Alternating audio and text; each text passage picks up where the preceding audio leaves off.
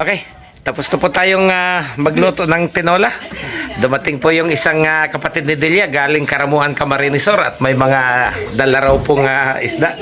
Titingnan po natin kung anong klase pong mga seafoods yung kanyang dala. Ayan. Isos ang kusina ko. Uy, ang lalaki. Padakulaon mo nga ni, pabukawon mo. Ang lalaking isda, pang-ihaw. Mukhang big shot ang handaan nila bukas. Ayan, may mga pang-ihaw pang. Octopus ba yan? O kulambutan? Pugita. Pugita. Ito, ano ito? Ricardo. Ayan, so galing pa po yan ng Camarines Sur. Ano naman ito? Tingnan natin. Ano yan, pusit? Ayan, masarap ang inihaw nito bukas. Ayan po ang mother ni Delia. Mali po yung age na ibinigay ko kanina. 80 years old pa lang po pala siya. Batang-bata pa. Ayan, ayan po si Arlene. Ang sister ni Del's Corner Channel.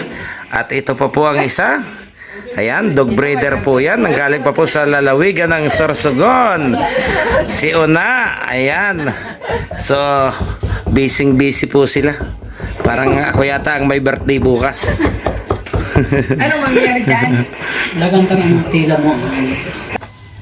Puto na malalaki na yung kinakain niya, no? So, ayan na po yung preparasyon kung paano inihahanda ang isang uri ng ano ba yan? Kulambutan? Kulambutan. Kulambutan. May 1 kilo isang piraso? Sobrang 2 kilo. Ha? Sobrang 2 kilo. Anong plano diyan? Gagataan? Gata. Adobo sa gata. Adobo sa gata Dapat pa Na may sili. na may kasamang lada. Yan, si Teo kakaunin. Ayan, yung ipinakita ko pong video kagabi. Iyan na po yung oras para husgahan kung anong luto ang gagawin dito. Apa, yung isang piece niyang ganito, ulam na yan. Ito po ang nanay ni Del's Corner Channel. Siya po ang may birthday mamaya. Mag-hi ka man.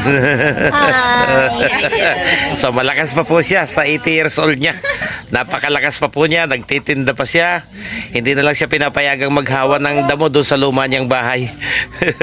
Yung basketball pa kaya? Okay. Ito na po yung dalawang isda kanina.